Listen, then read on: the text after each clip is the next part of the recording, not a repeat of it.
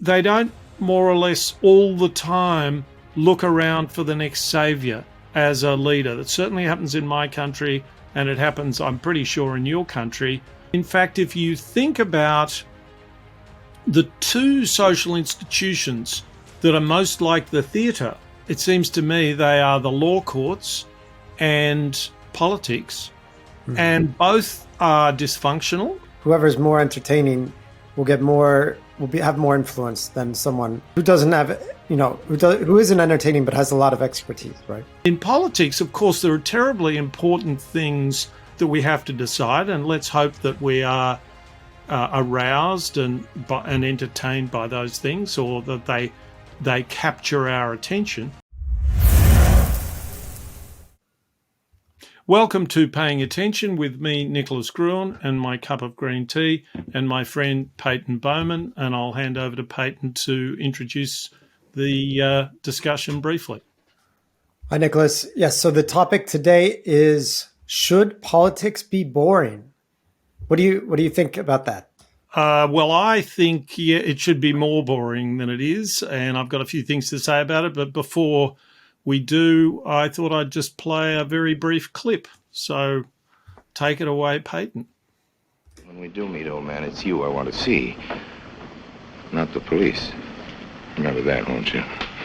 Don't be so gloomy. After all, it's not that awful. Well, what the fella said.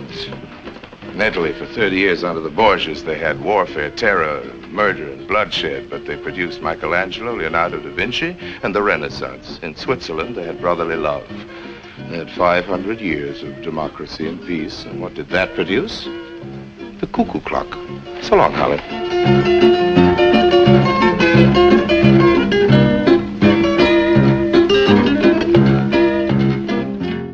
So, yeah. What was that from? That's from a film called The Third Man, which is you probably know the book it's based on. Le Carre? Is it Le Carre or a predecessor of Le Carre? I thought it was what's his name? Graham Greene? Yeah. Well, it may be. Anyway, that's a bit of a. It was what came into my mind when I thought about this subject.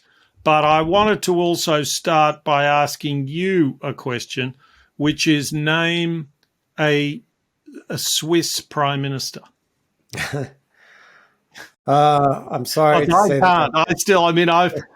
This is a nice little rhetorical question I have up my sleeve, and fortunately, I've never succumbed to the curiosity necessary to find out what the name of a Swiss prime minister is. But it's not just because Swiss prime ministers. It's not just the fact that you can't recall a Swiss prime minister. Isn't just that Switzerland's a small place. It's a small and pretty exceptional place, even though it doesn't attract Orson Welles' enthusiasm. But then think I can name at least one, probably two or three Swedish prime ministers. Olaf Palme, I think, unless he's a Norwegian prime minister. I'm pretty sure he's a Swedish prime minister. And so why have neither of us ever heard of a Swiss prime minister? And the answer is that Swiss politics it's very participatory in many ways, more so than most countries, but it's also structurally boring in this way, and that is that if you are in the Swiss cabinet, of which there are 7 members, or a particular council, then you will be the prime minister for one of 7 years, and they simply rotate the prime ministership. And what better way to signal that being the prime minister, being the leader of the country, what better way to make a democratic point that we're not after heroes for leaders, we're after people like us. Of course, to get into the cabinet, to get into that council, you can't be any slouch, I imagine. You need to have gone through a process where people will select you and say, these are the kinds of people I want to be led by. But there is no other country I know where they don't more or less all the time look around for the next savior as a leader. That certainly happens in my country, and it happens, I'm pretty sure, in your country. And we're sort of always looking for Abraham Lincoln, and we only ever got one. And some people don't even like him, but I do. So that's, yeah, it seems to me that's a big deal. It's a big deal to look at that because it's such a big fact about our politics. And by looking at something which we take for granted, we can often discover lots of things that we're not thinking about that are important. So, I mean, why are these leaders so boring then? I mean, what? Well, they're not. Who knows if they're boring? But to become a leader in these other systems, you have to be a performer. Right. And I remember when Boris Johnson, the disastrous Boris Johnson, was going for the leadership of the Conservative Party, and his main rival, and I can't even remember his name, maybe that suggests he's boring, but certainly Boris Johnson's got a lot more publicity than he has, partly by virtue of being the Prime Minister. But one of the criticisms of this man was that he was pretty boring. Well, so what? Would he have been? What are we interested in a Prime Minister? Are we thinking of? Are we trying to pick our favourite person to have to dinner? We're actually trying to get the place run in a good way, and so politics has taken on an incredibly. It is, well, I mean, theatre as we know it was born in ancient Athens, and theatre and politics were there, very similar, and that was part of the problem. That was part of the, Plato and Socrates thought that was a pretty big problem. And in fact, if you think about the two social institutions that are most like the theatre, it seems to me they are the law courts and politics, and both are dysfunctional, in my opinion. And we have examples from elsewhere where they're made less theatrical and they get better. So if you're German, Germans watching the TV don't get presented with the genre of the legal, all these cases. LA Law, I think, is one of them, although that's police. But Perry Mason is a very old one. You can provide me with names of. There was that sort of slightly magical realism with Ally McBeal or something. Anyway, anyway, there are lots of these TV programs and films, and they revolve around a court case. Why? Because a court case is highly theatrical. And if you go, and that's there are far fewer in Germany, there are far fewer in Japan, there are far fewer in France, because the law in those countries is much more boring.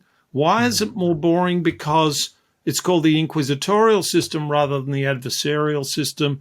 The advocates are not in charge of the process. The inquisitor, the magistrate, is in charge of the process. And they basically have pretty low-key conferences most of the time. They say, well, you tell us what happened from your point of view. You tell us what happened from your point of view. All right, well, I've got to tell you, Mr. Plaintiff, that your case is looking a little shaky. If you can't prove this to me and that to me, I'll see you next week. And personally, I think it might be better if you settle before next week or something like that. So the magistrate is trying to steer a fair and just outcome. And that doesn't have to be incredibly entertaining. In fact, if you think about the actual substance of it, it's pretty dull. And in politics, of course, there are terribly important things that we have to decide, and let's hope that we are aroused and entertained by those things, or that they capture our attention. But there are numerous things. Most of the things, if you go and watch Parliament, or just an awful lot of what goes on, is pretty dull. How shall we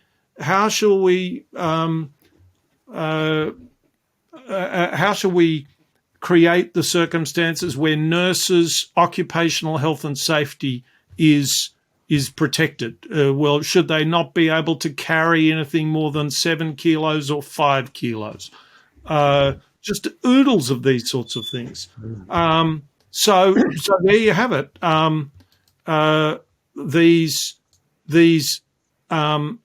These systems are sort of about fairly boring things, or a lot of what they do is about boring things, but they're very theatrical, and to the extent that they're theatrical, they actually often do a worse job. Yeah. I mean, yeah, these terms theatrical, you talk about how you have to be a good performer to succeed in a place like, let's say, the United States or the UK or Australia to some degree.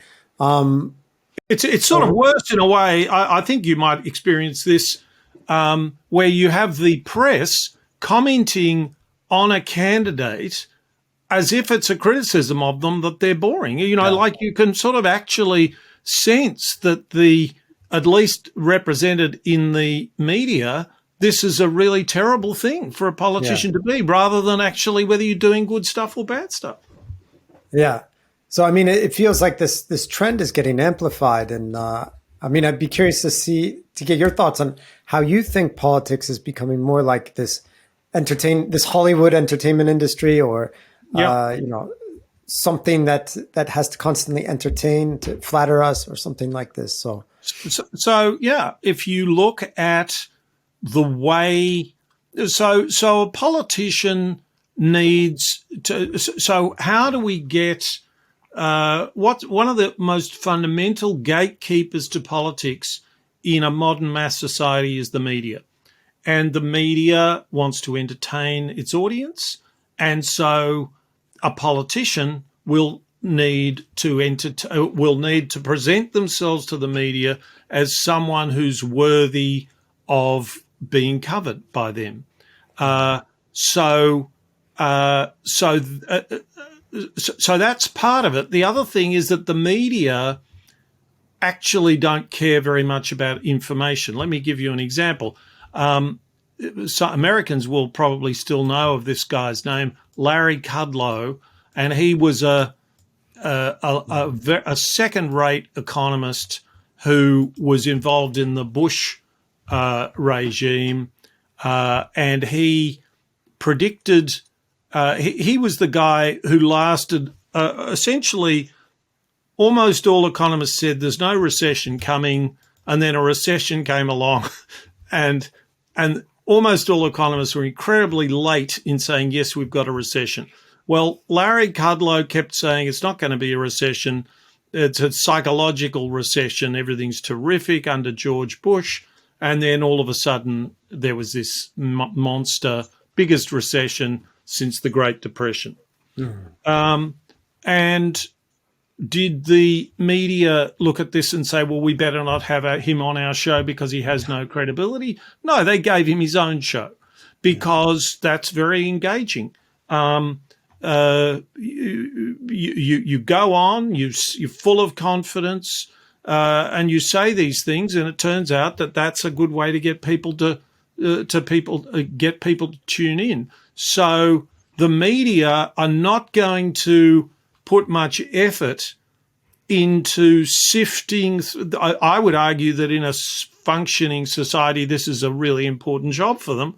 They're completely out to lunch on this question, which is, are the people that they're presenting to you, have they passed some basic checks? In America, as far as firearms are concerned, it's called background checks. someone done some background checks on Larry Kudlow? No, except entertainment checks, and that's what they've done on Larry Kudlow. He gets his own show.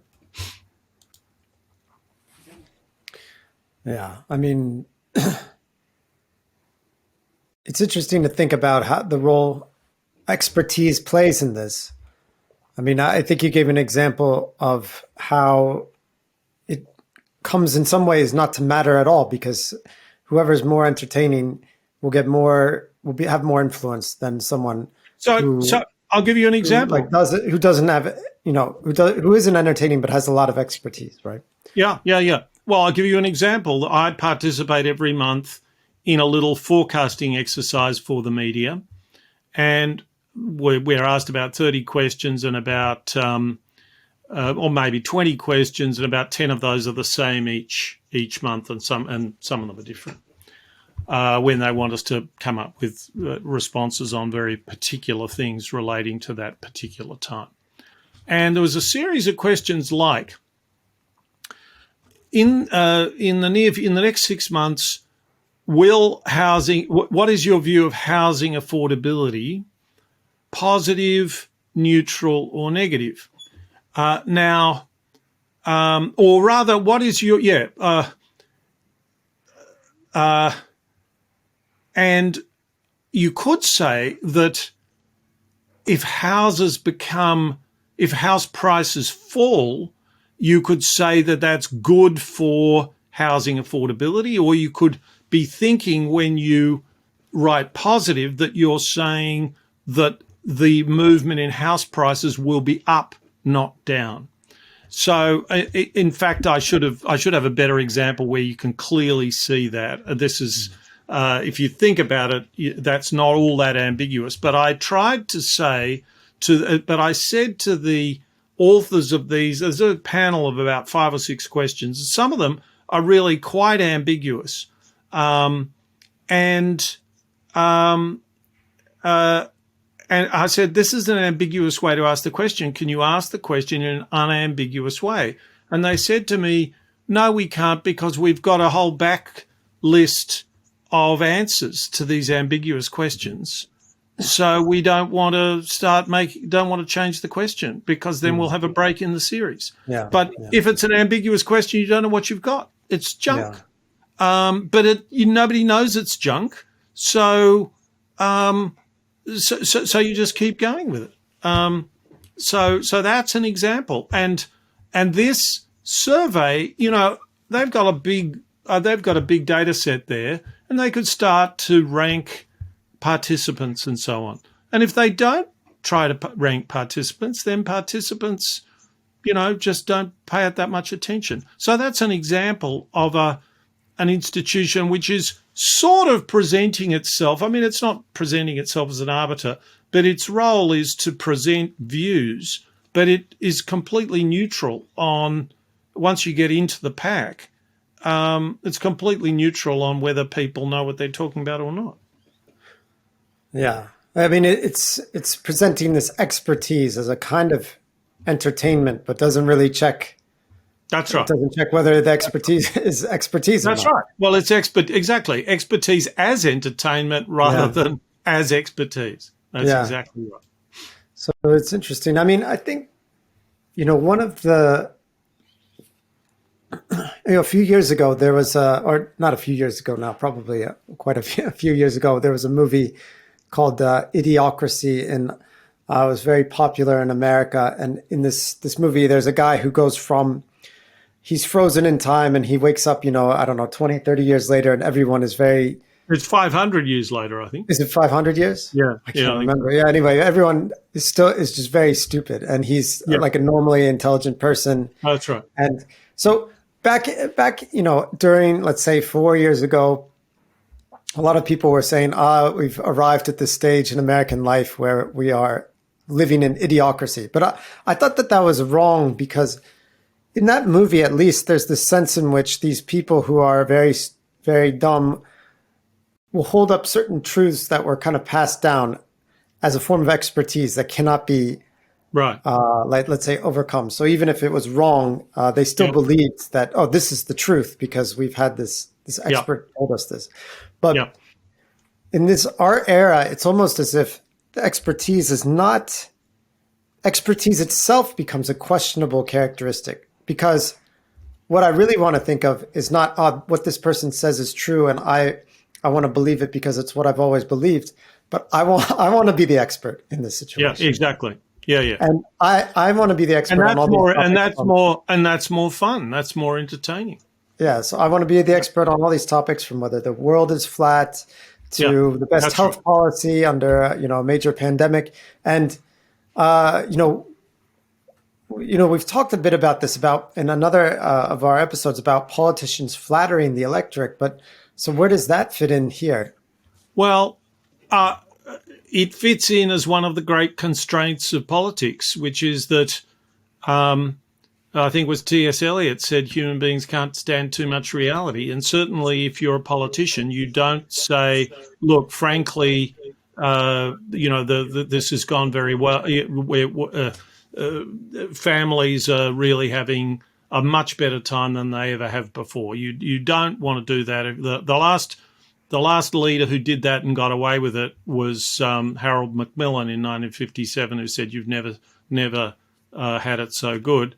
And the economy after the Depression, World War One, the Depression, World War Two, austerity, people were starting to pick up, and they kind of related quite well to that. But generally speaking, you talk about hard-working Australians, middle-class Americans. Everyone's struggling. You speak to flatter your audience constantly, and and in a way that rules out that makes leadership very difficult, because sometimes you have to say life's tough, and in fact, Australia has one experience of a leader. He was very successful. He's extremely good, of Bill Clinton-like talent at politics, a guy called Bob Hawke, who got into power in 1983, and he said, we have to engineer. Australians have been paying themselves a little more than we can afford to pay. We've been living a little beyond our means. We've been borrowing too much. We need to lower our expectations, and we need to have, I think the slogan was restraint with equity or something like that. And that's roughly what happened. And people bought into that. So people can be brought along, but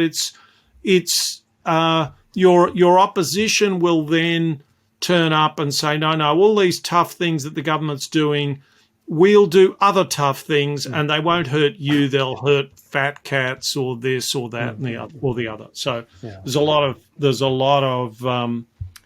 scapegoating. I actually want to take up something else you mentioned before you talked about flattering, and that was that everyone wants to be their own expert. And this is quite a big deal for me.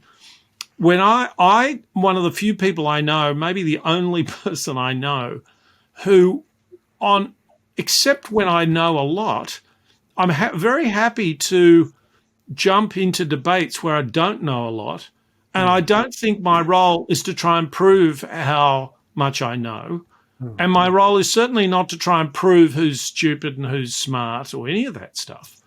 But my role is what I call ground truthing, which is to test claims that are made by people who claim to know a lot more than me, or who, in fact, it's quite obvious know a lot more than me. And I've had a long debate with a guy on my own on the group blog that I contribute to, and he eventually upped and left. And he knew a lot more about lots of things to do with COVID than I did. And he made this statement that lockdowns don't work. And I said, look, as an econometric fact, it may be the case that if you put in all the lockdowns and you ask which ones worked, that as considered as an aggregate, lockdowns don't work. I don't have a problem with that. I'm not trying to defend lockdowns. I'm trying to, but just by the way, don't tell people in Melbourne that lockdowns don't work, because we had a lockdown, it didn't work. We tightened the lockdown, we tightened it again, and it worked. Then, and it eradicated the disease. And then COVID turned up again, and we did it again. And this has happened in every city around Australia. We have a sample of 20 or 30 examples of this. Now, that doesn't prove that it was worth doing any of this. I just want you to either give me a plausible explanation for this, or get or ditch your general comment, which comes from generalizing over hundreds of cases in different circumstances. Ditch the comment that they don't work. They do work. They worked here.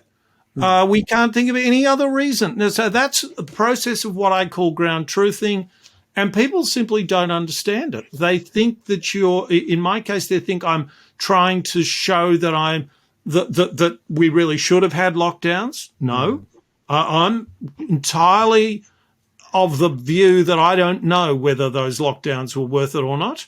But I want to just work out what we can agree on. And there's very little of that sort of discussion. And it seems to me absolutely fundamental whenever a subject whenever a question becomes subject to substantial expertise, you should have experts and you should have people free to ask ground truthing questions without assuming, without it being imagined that they're trying to argue the toss on should we or shouldn't we. No, this is about building the case and us having confidence. It's testing an expert. People just don't understand it. That's how bad things are, I think. I think that's a really great, I mean, obviously it seems to me this has some kind of intellectual lineage going back to Socrates, but I like this idea of ground truth questions. And I'd love to hear more about, maybe this could be a topic for a whole episode. Absolutely. How would I construct, if I were to go into a situation, how would I construct a good ground truth question if I didn't, like, for example, about, the difference between two nuclear power plants or something along these lines, where I obviously have very little knowledge. So that's right. That's right. And it's funny you should mention it, because I have a friend who argues quite passionately with vast amounts of knowledge that we basically will cook the planet if we don't adopt nuclear technology. And I keep representing back to him the various claims of the other side, not the other side who are crazy, but the other side who seem to know, if not as much as him, about certain things. They're serious players, like that the cost of nuclear has gone through the roof in the last couple of decades.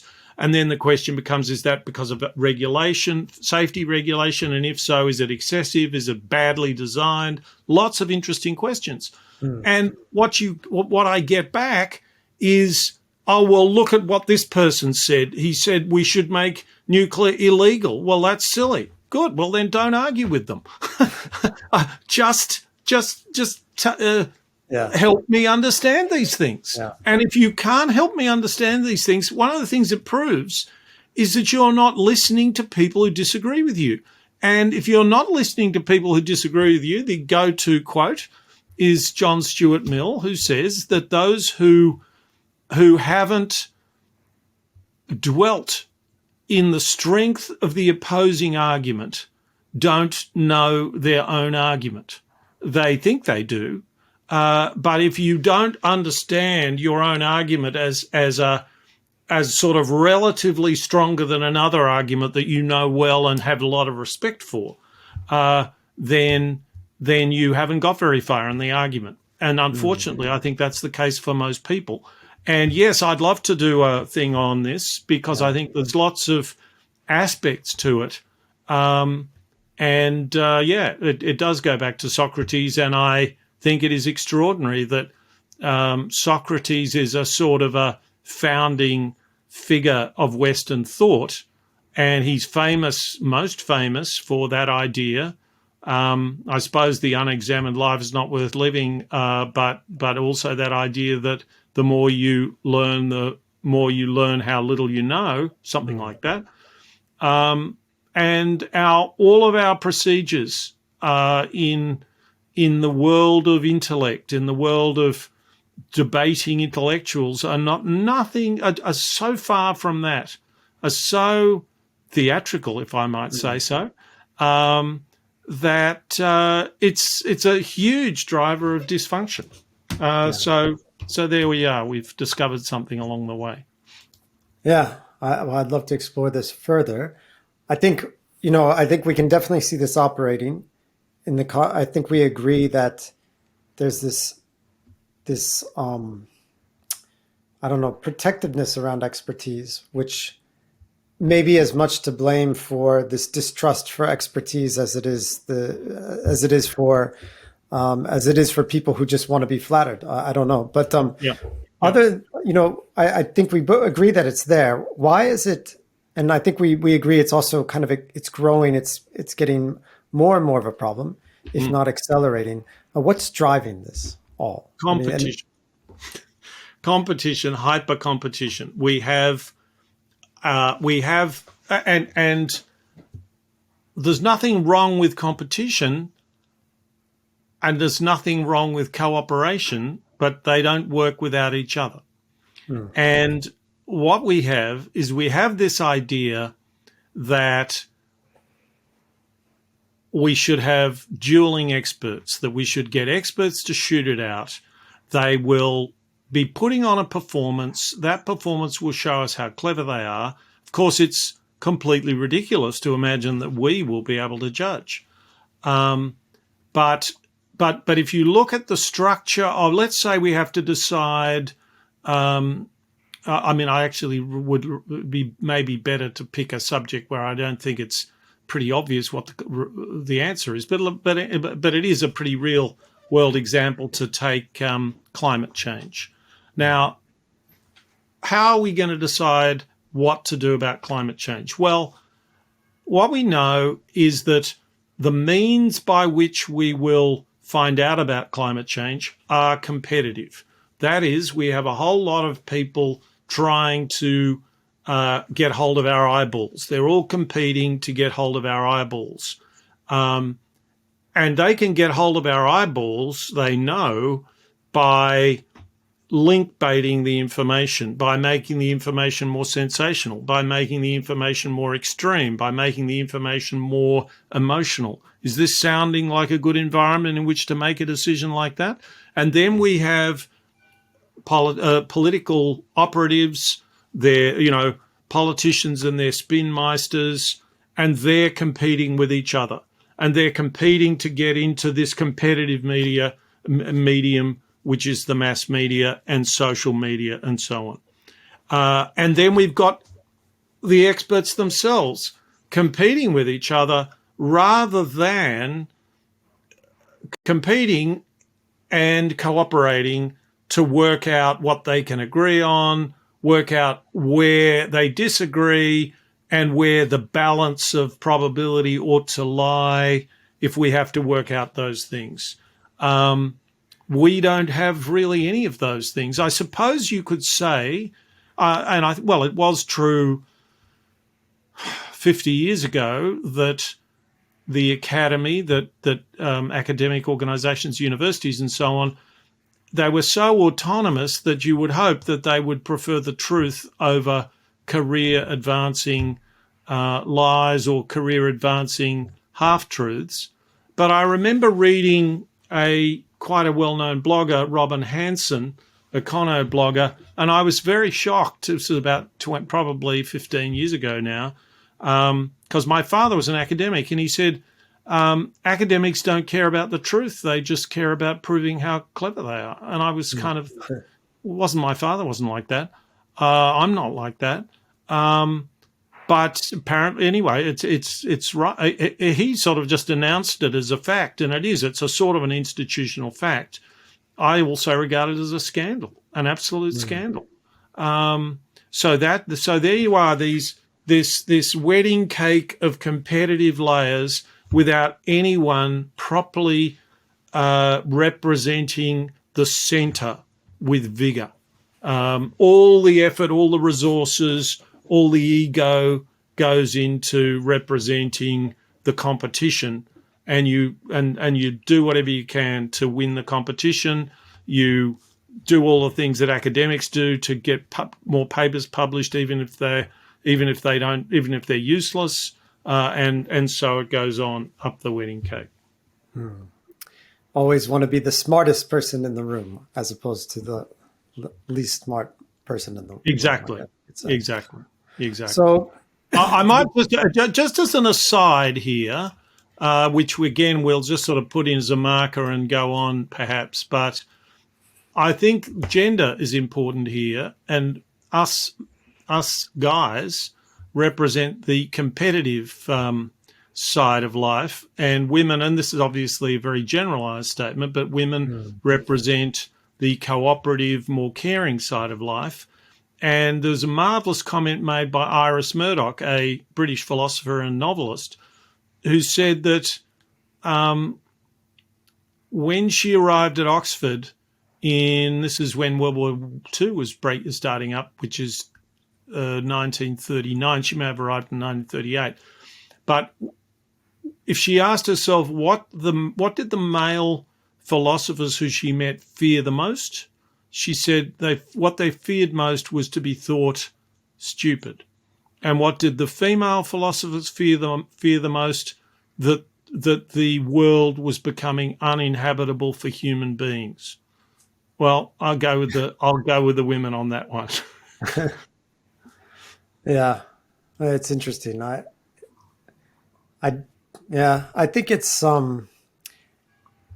I think there's a lot that could be said, not just a bit about, let's say, the natural proclivities of particular genders, but maybe the institutions that were built in this particular way to deal with male academics or something along these lines in their history. I do think that there are scenarios where I think men can be very, very cooperative. That's absolutely true. I mean, that's absolutely true. But I still think it's worth hanging on to these. Perhaps they seem old-fashioned, but I just think it's true that men. I don't think it's a particularly interesting question to say how genetic is it and how much does it do with the last 5,000 years of culture. But I do think it is true that men think of themselves more as a sort of a unit, a self-sufficient unit. And in fact, a marvelous example of this, I don't think I'll be able to find it in time, but a marvelous example of this was from a philosopher called Annette Beyer, who's sort of my parents' generation. I know that because she married a friend of my father's. And I'll see if I can find it right now. Let's see. Oh no, that's not going to do it. And she was commenting on this expression. Yeah, here we are. John Elster had begun his book by referring to the deep, pervasive problem in human life of the problem of collective action, the problem of free riding.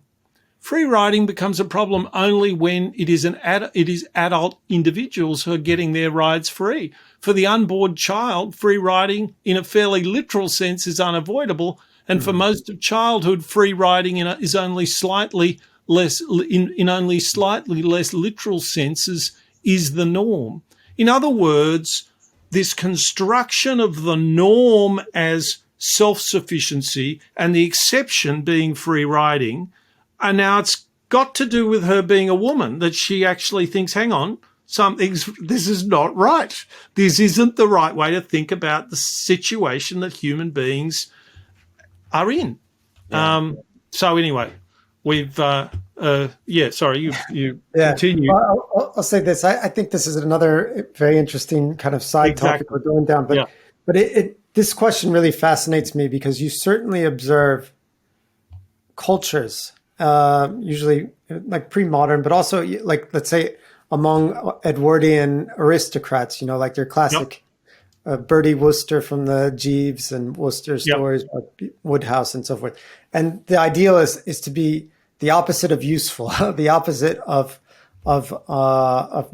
independent actor, and you're supposed to be in a way completely like the sign of status is that you don't need to do anything, right? And it's interesting to contrast that with these these academic institutions, which were not, I guess it's a few decades off the one, Oxford, Cambridge that you described, that culture. But still, the people involved were maybe the academic side of things. And even in a relatively recent time period, I mean, I know in America too, there was this sense in which,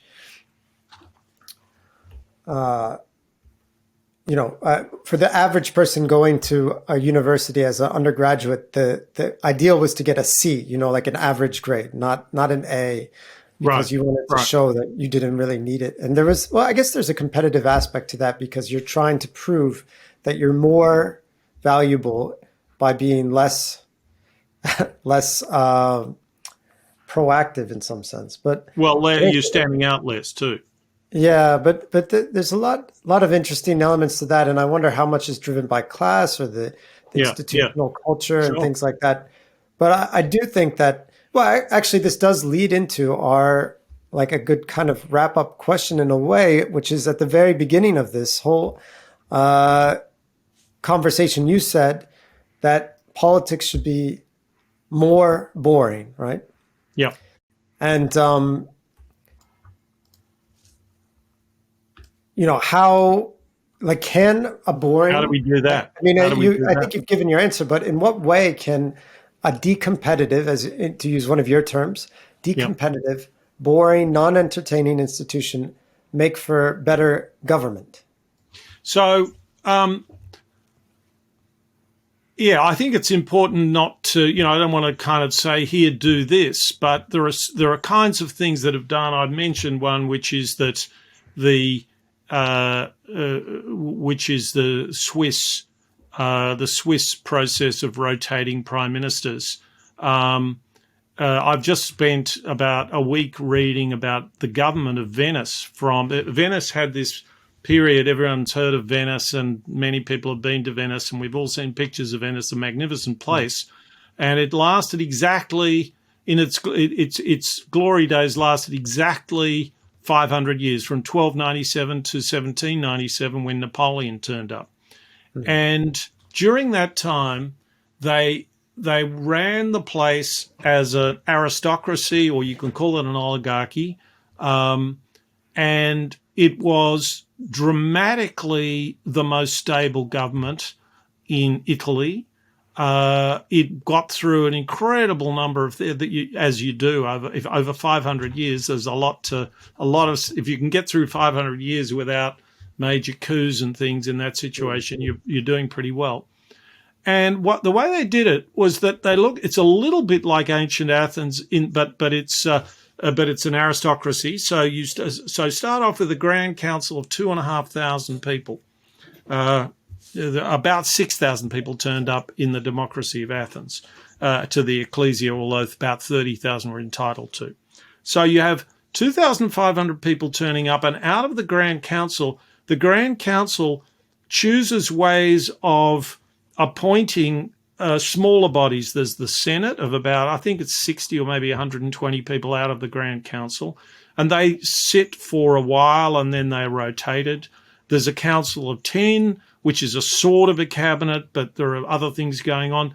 There's a Doge, which is an elective monarch, but supervised by a small group of dignitaries, and he basically is not able to he plays a kind of a leadership role, and so he's not as sort of silly as the Queen is today, the Queen of England, but is in no position to do anything for which there isn't a degree of confidence in his council to do. Now, in this setup, other than the Doge, who is a figurehead and has to be this kind of figurehead figure, almost everybody else is rotated in and out of these bodies. And sortition is used, which is selection by lot, but they have a beautiful way of combining the immunity of sortition to corruption, because you don't know who to bribe, with the idea of merit. So what they do is they use a mechanism called the brevier, where they select at random a group of people, and then they say, you sit around and elect the office holders. And they have all kinds of rules so that no one can get through this process if at least two-thirds of those electors don't agree on those people. So they're picking some of the best people and some of the least divisive people. But there's no campaigning. So once the electors are identified and chosen by lot, they then go into a conclave, a bit like the Pope's the conclave that produces a pope, and they're not let out until they come up with the nominees, the people who have been elected. So there's no campaigning. You can't campaign for a thing like this. So that's a very decompetitive system, and it's a system in which nobody wants to be the hero, or if they are going to be a hero, they want to do it for the community. Not if they do it for themselves, it's likely to be a fairly short-term play, and a fragile play that can be removed pretty easily.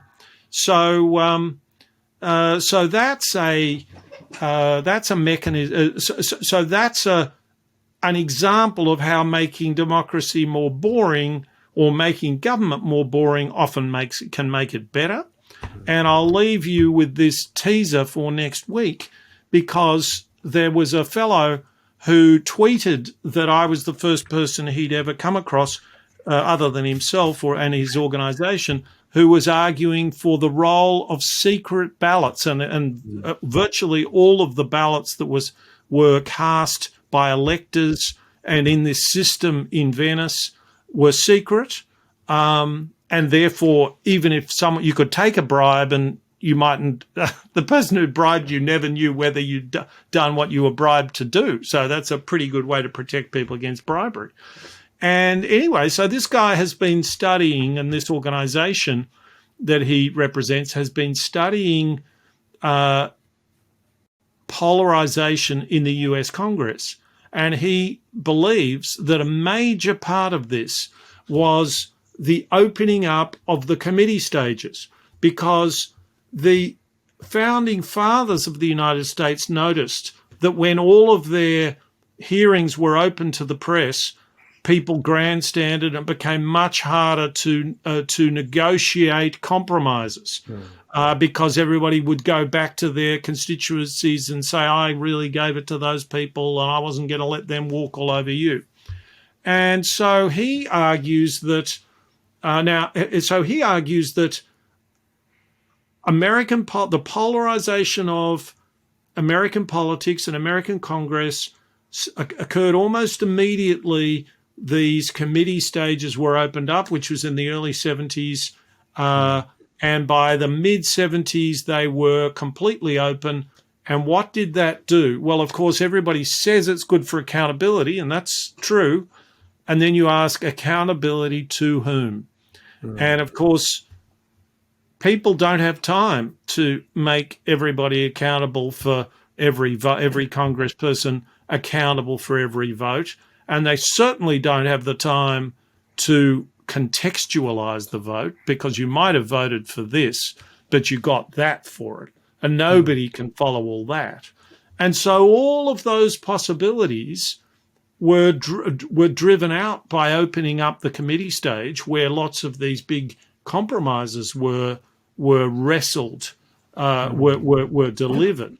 And so accountability was handed to organizations like the NRA, and to any organization that will essentially be prepared to campaign against people by using some vote. And how do you do that? You decontextualize it or you completely misrepresent it, as in the case of a woman who voted for some incredibly reasonable thing on gun control like background checks, and they said she wasn't a patriotic American because she was against the Second Amendment.